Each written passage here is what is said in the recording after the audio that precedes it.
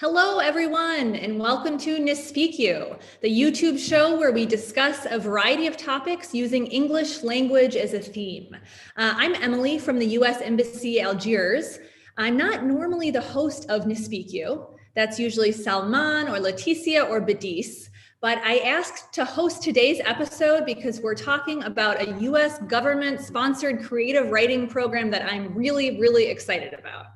The program is called Between the Lines, and it brings together international and American writers to explore the creative process involved in writing in a unique U.S. environment. The international writers spend 2 weeks in residence at the University of Iowa, presenting their writing to local people and participating in university-level classes and workshops. So we're looking for Algerian high school students who are fluent in English, who love to write, and who are interested in a cultural exchange opportunity to apply for this program. Applications are open now, and the deadline to apply is March 13th. But I do want to tell you something. Because of COVID-19, unfortunately, this year's Between the Lines program is going to be virtual. So that means, sadly, no trip to the United States. But still, this program will give you access to writers from all around the world. You'll have instruction from world-renowned writing instructors who are based at the University of Iowa. So while the exciting travel to the US part is not going to happen this year, there's still a lot to be gained from this program. And I'm really excited about the Between the Lines program because I myself am a writer. I was a journalist for many years. Now I'm a blogger. I've written a novel. It hasn't been published though, so you can't find it anywhere. Hopefully someday it will be published. And I like to write short stories also. I earned a graduate degree in creative writing from New York University. So even though I didn't attend the University of Iowa, I want you to know that this school is renowned for writing. Many famous writers, some of my famous writers have gone to University of Iowa. It's a very prestigious program. So I'd love to introduce you to 2 Algerian writers who have participated in this program. They're here to answer your questions about the Between the Lines program, about writing, or about being a woman writer in Algeria. So you can please ask those questions in the YouTube chat. So first, I'd like to introduce you to Halima Zagbib. She's an engineering student at the University of Science and Technology, Hawari Boumediene in Algiers. I think that's in Algiers. I hope I have that right. She's passionate about literature and poetry. She's an editor for the online magazine Anutha, and she participated in the 2018 edition of Between the Lines. Our other guest is Lina Baziz, who's a full-time graduate student at the University of Frère Maturi Constantine, where she specializes in American studies. She manages a small team at her nonprofit initiative called the Algerian Writing Program. And she participated in Between the Lines in 2017, and she continues to write and publish in national and international publications. Ladies, thank you so much for joining us today. Thank you so much for having us. Thank you, Emily. Thanks. I'm very excited to talk about your experience with this program. But first, if each of you could, you didn't specifically study writing, so I'm curious how you came to discover and love writing. And then if you could share your experience with Between the Lines. I think I'll go first. So I grew up reading loads of books. My parents had a huge library. Most of them were medical and biology books, and I still read those anyway. But I grew up being obsessed with writing and with reading books and the way they can transform you and completely transport you to a whole new world. And one time, I think I was 11, and there was this what's it called? It's in Algeria on the 16th of April, middle schools would have this little party, and they would have the pièce théâtrale, which is like a play or something, like a school play. And I begged my English teacher that she would let me write a play in English. And well, it was something that was really terrible, and it wasn't well written at all, but it was my first written play ever. And yeah, I guess that got me into writing, and it got a nice echo, like, so I kept writing. Thanks. I can totally relate to that. I was also writing plays for the kids in my neighborhood when I was a kid, but then I also demanded that I be the lead in all of the plays. So I think I was a little too controlling. But I'm sure your play was actually really good. We'll just come back to you to hear about your experience in BTL, but maybe let's go to Halima. Halima, how did you come to discover writing? Well, some people might think it's kind of odd for a STEM major. Like I said, I studied engineering at the USTHB. For someone from the STEM background to be interested in literature, but in my opinion, it's not odd to be passionate about arts in general. And I've always been keen on different kind of arts, literature in particular, because of my mother, who's a huge bookworm. I still have some of her old journals when she was a teenager. And that's always been like an evidence for me to write, even if I don't consider myself as a writer. But I've always felt like this is my way of interpreting things, of expressing myself. And that's basically just kind of innate in me. Great, thanks for that. And then Lena, can you tell us about how you found out about the BTL program and what your experience going to the US for a creative writing program was like? So I actually found out about all the U.S. Embassy's exchange programs when I was 14. Because well, I grew up in a slightly Americanized family because my parents like had a experience in the US and they studied there.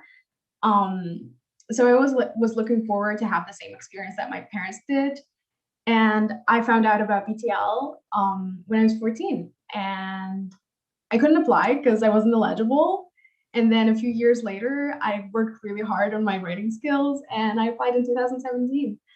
The experience was, I mean, it would be an understatement to say it was life-changing because right now I'm a graduate student and it's been 4 years since I've done the program, and I'm still like using information that I've retained there. And like I'm still in contact with the people that I've met there. We have projects going on. We have loads of fun. Like we've had a quarantine Zoom call and a quarantine reunion, and it's just like it's not just a writing program. It's not just learning a lot. It's not just sculpting your own like writing skills. It's also gaining a whole new family. Thank you for that. That does sound like an incredible experience. And I'm so glad to hear you're still in touch with people you met in the program. That's really cool, 4 years later. Halima, what was your experience with the program like? Well, I also, like Lena, discovered the U.S. Embassy exchange programs a while back, maybe when I was 15, but I didn't think I was fit enough for Between the Lines until I was around 17. And that's when I actually wanted to participate to Between the Lines. And just like Lena, I don't think life-changing would be enough to describe Between the Lines, because here I am today, almost 4 years later, still in contact with who became one of my closest friends ever, whose name is Fatma, and she's from the UAE. And we made this magazine for women, and we're having projects together.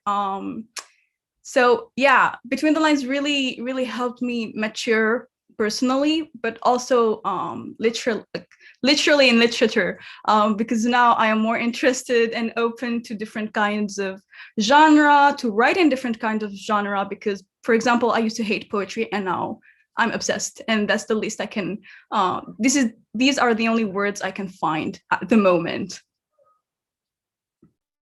So the program helped you mature literally and literarily, which is great. Yeah, I'd like to ask you both about that. There's sometimes a perception that writers or artists are born that way, and that it can't be taught, things can't be taught. How would you respond to whether good writing can be taught? And perhaps you have a specific example of how your writing actually improvements you saw from this program. Lena?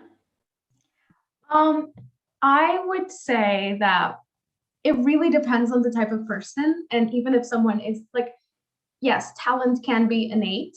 And even if a person is born with an amazing creative mind and an amazing imagination, if it's not practiced enough, if it's not sculpted, if it's not pushed to its limit, it's not going to prosper, and it's not going to shine. It's not going to reach the real potential that it can reach. And even if someone doesn't have that innate talent for writing, but wants to learn it, it's incredibly doable. Like, it's very doable. I could give an example, just well, I could give two examples. One about my analysis skills, my literary analysis skills, and one about my writing. Before I went to Iowa, most of my characters were called Emily, well, Emily, and Marie, and I don't know, Jackson, Jonathan's, and it was just like this very neo-colonial kind of writing. But then I went to Iowa, and it was like super surprising to see that I found myself actually writing about characters that related to me, that related to my Algerian identity, to my Amazigh identity. And yeah, I feel like right now my poetry is not only better in content, because I came to a point and I was taught by American and Russian and Arab professors and writers to actually reclaim my own identity and put that into writing. And this is the whole point of BTL's like session of the piece and the identity. It's about pushing you to your like full potential. And on this second like example, the analysis skills, like I've noticed that the way I looked at literary works before Iowa and the way I looked at it after Iowa is just like, it gives me a step ahead of everyone in my class. it's just something that I'm really grateful for. It not only did it help me like with my own personal writing career, but with also my college career. Oh, I love that. Thanks so much for sharing that. I think that is, such a good point. Who better to write about your identity than you? You should be the one writing about that. And I think there's also America has kind of an outsized influence on writers of the world. A lot of people grow up reading famous American authors like Hemingway or J.D. Salinger, and they think that their writing has to not only sound that way, but has to be set in those places.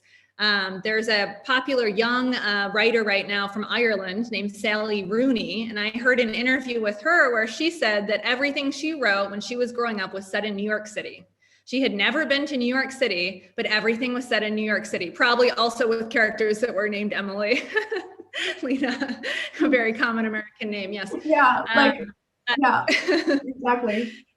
And then she realized, no, like what she writes about now is her own experience. All of her characters are in Ireland, went to the university she went to, it's people want to read your specific story, not an approximation of a story that takes place in America, It's so kudos for finding that and writing your story. I love that. Halima, what about you? How have you improved as a writer, and can good writing be taught?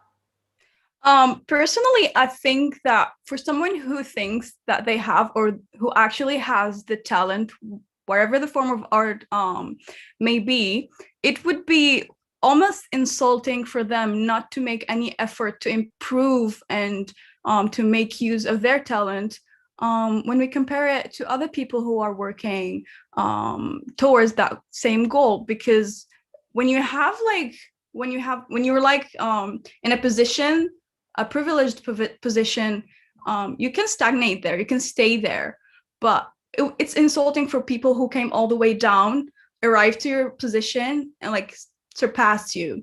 And that's what personally, like, this is how I think nowadays. And it's thanks to BTL, because I've always thought, yeah, I like writing. I'm no writer, but I like writing, and it's my form of expression. And then I went to BTL, and I realized that there's no scale for anyone to be just as equal or more talented than another, or who can write better than another. It's a spectrum, and this is beautiful. Personally, for example, not only, like I said, I matured literally and literaturally, I also realized that, just like Lena said, my identity, like writing about identity, became a huge point in my life, to be honest. For example, I've always wanted to talk about myself because I didn't really grow up reading about American authors. I grew up reading a lot about Algerian authors, but also about French authors, and I've had that French Algerian influence a lot. But now I think that as a person with a lot of privileges, I'd like to give my voices to the less privileged ones, wherever their background may be. And in my case, most of these backgrounds are from my own city, from my own country, or at least diminished and minorities. And this is the least I can do through writing. So this is something I got out from BTL and from the whole dilemma about having talent or not having talent. And I think it's like deeper than that, but we'll stay at this. No, that was deep. Those are very wise words about fostering talent, and that talent is a continuum and a spectrum, and there's no need to compare when you think of it that way. Yeah, very, very wise words. Thank you. So I want to ask you guys about some specifics about applying for this program.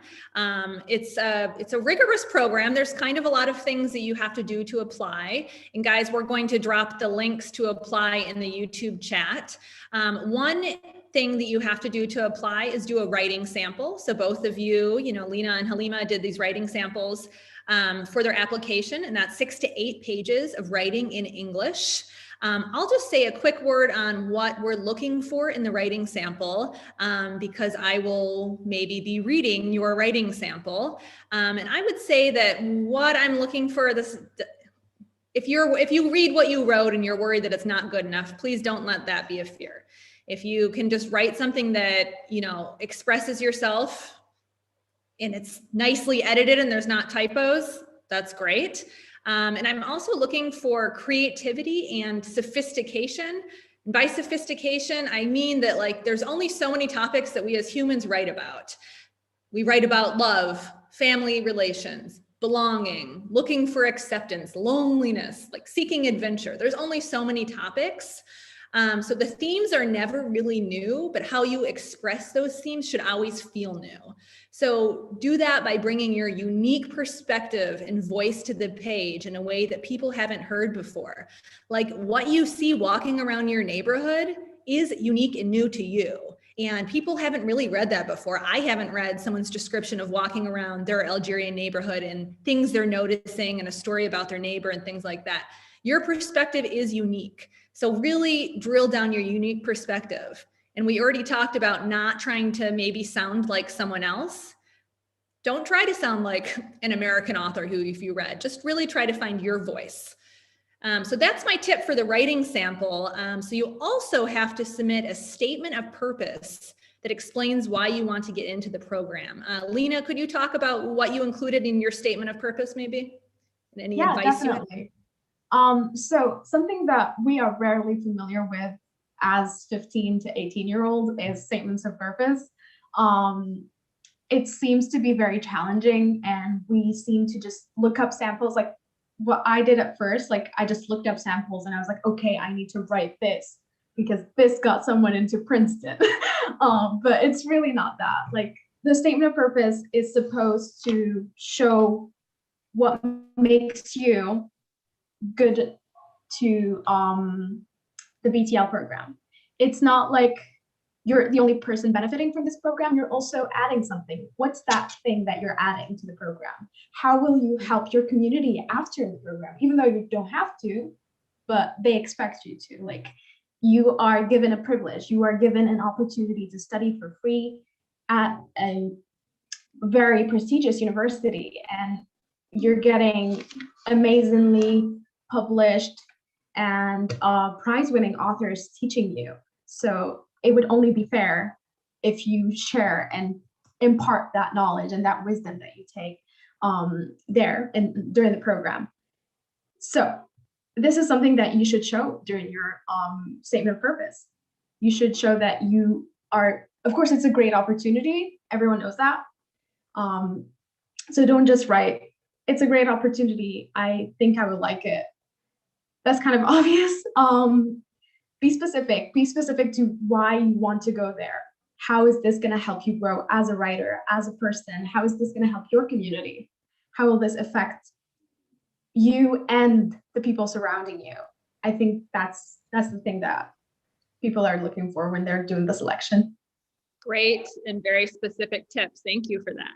Another thing that's included in that application is an essay, and applicants will be given an essay prompt, something kind of general, and they have to respond to that prompt.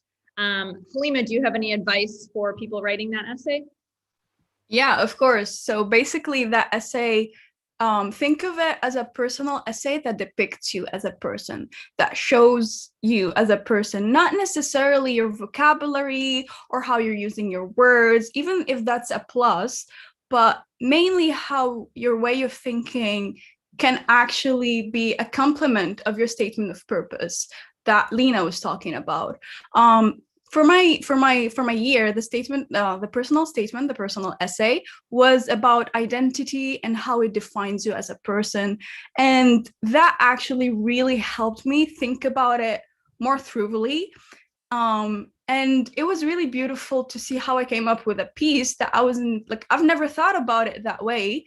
And it really showed me as a person, even if it's really hard to depict the whole potential of a person in just a few words, but it still gives you a glimpse. And it's like, in my opinion, you should it's really cliche to say just be yourself, but like you really need not to use someone else's words, etc., because that's you, what you can do, how you see things. And like I said, it's a complementary essay to the statement of purpose and to the whole application, to know that you are worth the opportunity and the privilege of being in an extraordinary environment with extraordinary people. Great advice. So be yourself and find your own voice as much as possible. Good advice. So there's another aspect that I want to talk about for the application, which is the letter of recommendation. So this is a letter that you need to get from someone who's familiar with your work or you as a person who can recommend you. What advice do you have for asking for a letter of recommendation? Who should people ask? I'll go if that's okay. Personally, I just went to the teacher that I was the closest to, who actually knew me. I was the delegate of my group back in 2018, so I was in constant contact with other teachers, but that one teacher, I used to exchange a lot of emails with them, and like they knew me. They knew how motivated I was, how positive, and how I would be a very positive addition to a group of people, especially when representing Algeria culturally and artistically. So personally, if there's an advice I give you, is go to one of your closest supervisors, whether it's a teacher or someone you've just been in contact with, who knows you as a person, not necessarily as a writer, but as a person. Personally, I talked with my 2-year-long English high school teacher, and she has been she was reading my writings before that and like helping me and directing me like towards like what edits should I make and should I not. And I told her that I was interested in this program and that this is what people are like, the people selecting are looking for. And if you think that I'm like good enough for it, could you write me a recommendation letter? And she did that. She got it signed, and I sent it with my application. An advice that I would give when you're approaching people that could be your recommenders, please do don't limit yourself to teachers and supervisors. Like it could be someone you worked with, it could be someone from, say for example, you're a volunteer at a NGO or an association, and someone who works there with you is your colleague. That could also recommend you.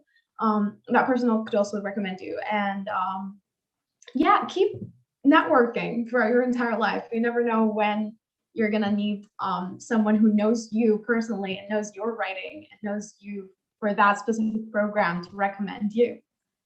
So yeah. Very good advice. I think, you don't need to just look for a supervisor or like the rector of your university to write you a letter of recommendation. Your people can be your peers who can write you a letter of recommendation if they're familiar with your work, people who are in a group with you, a club, people you work with, people maybe who you're in a writing group with. So that's all good advice, which leads me to my next question. There might be people watching this who aren't ready to apply for this program, but who are interested in writing. I think it's very important for budding writers to share their writings with others, but I know that can be very scary, especially to share your writing with someone who you know well, because you're afraid if they'll think of you in a different way. Do you guys have any words of wisdom about starting out writing and sharing your writing with others? I'm so glad you asked that. When I came back from Iowa, the first thing that I did was establish a community of writers. Because, in my surrounding, like I went to college and I met so many writers, but no one was in contact with each other. So we got together and we started a literary magazine. And then we got together and started the Algerian writing program. Having a backup, having people who are your beta readers, people who are gonna, even if you know, like sometimes like you'd send it to your friend, like I'd send poetry to Halima and she'd be like, oh, it's amazing and everything. And I kind of know that it's not that good. Like she's just being supportive. That's still great. Like even if it's not being critical about your writing or anything like that, that's still good support and a good community for you to communicate your ideas. You can like talk about a novel idea and they could give you like scene ideas and stuff like that. It's really, really great to keep a community of writers along with you. And writers are everywhere. Just look for them. Just like look at the people who are just staring at people too long in the tramway or at the subway. Those are probably writers. But yeah. Oh, that's so true. Yes, the writers are the people who say to you, did you notice that woman was there and then that guy came in and then he said this and she said, and everyone else might be like, no, I didn't see that. But writers notice those things because we want to use those in our future writing. So, well, how do you, if you're sharing your writing with people, how do you not get offended, not take it personally when somebody gives you suggestion? I mean, a lot of these writing programs and writing groups is just this, people sharing their writing and then someone gives you feedback on your writing. They give you criticism on your writing, but the criticism should be constructive and help you, but still sometimes it hurts, you know? Do you guys have any tips for taking criticism on your writing? Just before I answer this question, I just want to say that Lena is a liar because she's a great poet and her poetry is amazing. Yeah, she usually just emails me, here's a draft, let me know what you think. And I'm always like, this is amazing. Even if I'm personally an editor at a magazine, so I receive a lot of writings, whether it's an article, nonfiction, poetry. So feedback is really important. I've always read my things, whatever the writing is, to my mother, and she'd always give me feedback. Sometimes it'd be a little harsh because she's my mom and she wants me to improve, and sometimes it would be too motherly and too nice even.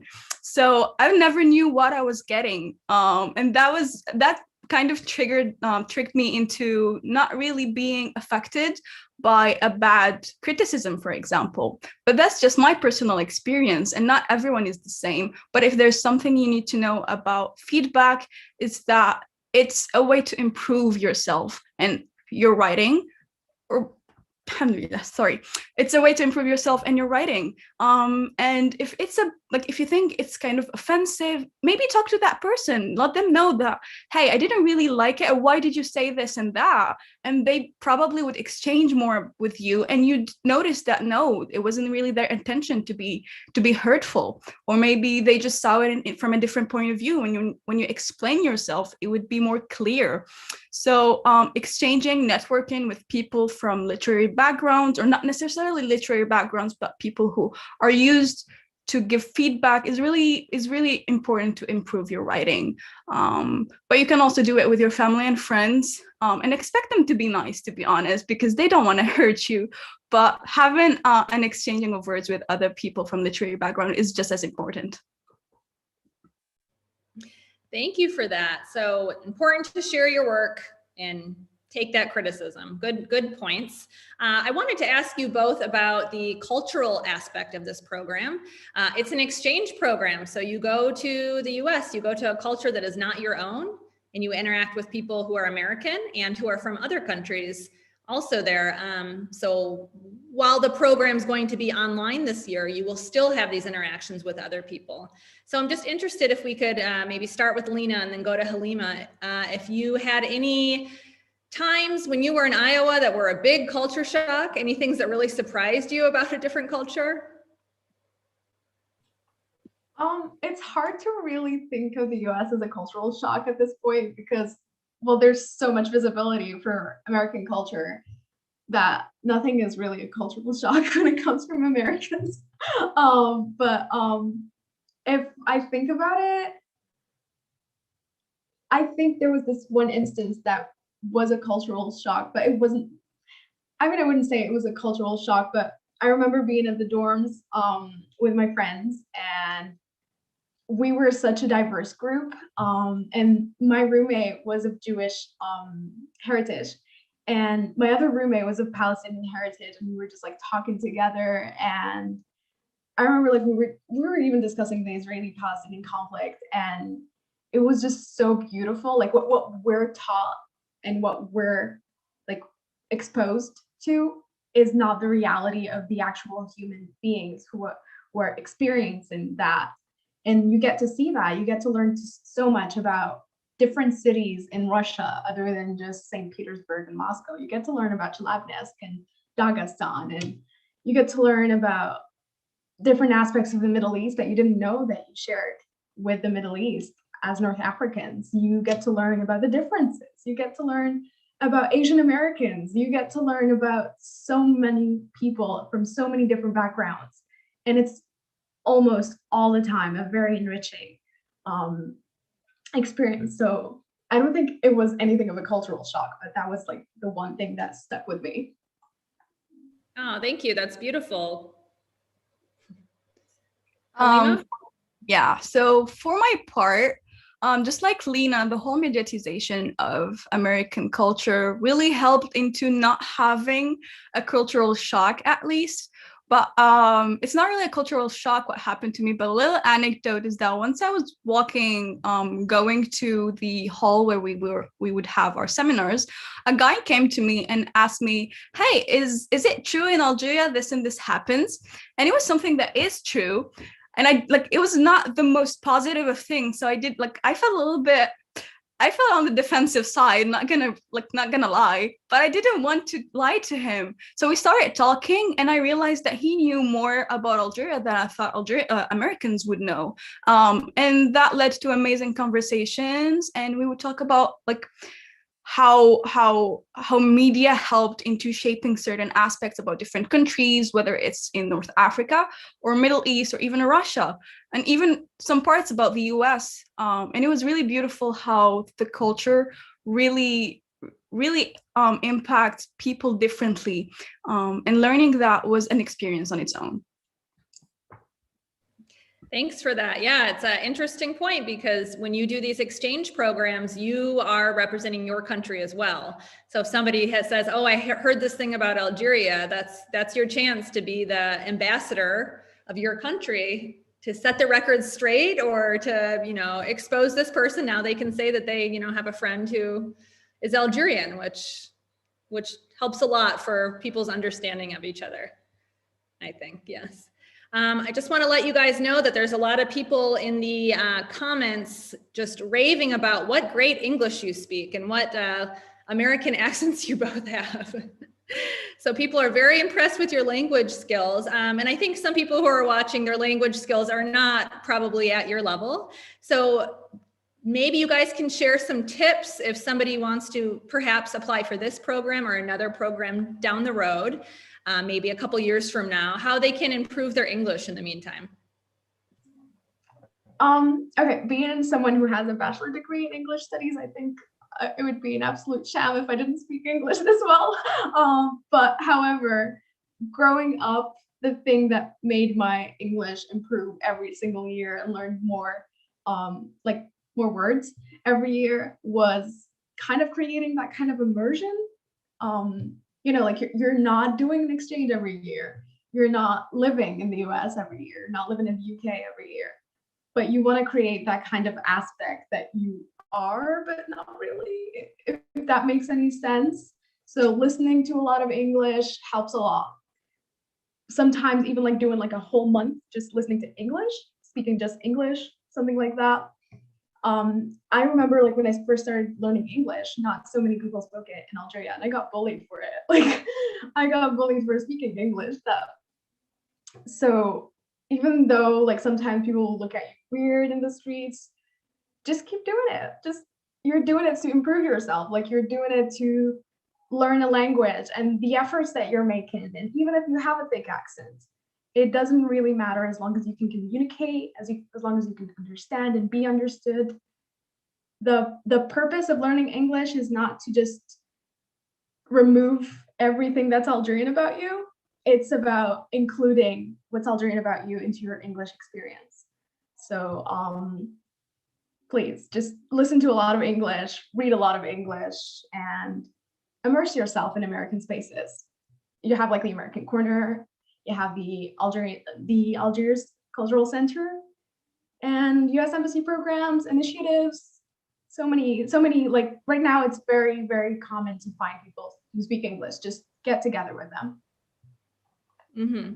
Yeah, good tips. Yeah, and for everyone watching, if you guys are not aware, we have the American Cultural Center Algiers, and then we also have American spaces in Constantine, Oran, Wergela, and Bishar, and all of them have people there who are trying to learn English, who do speak great English, conversation clubs, just a lot of ways that you can practice your English. So those are all good resources.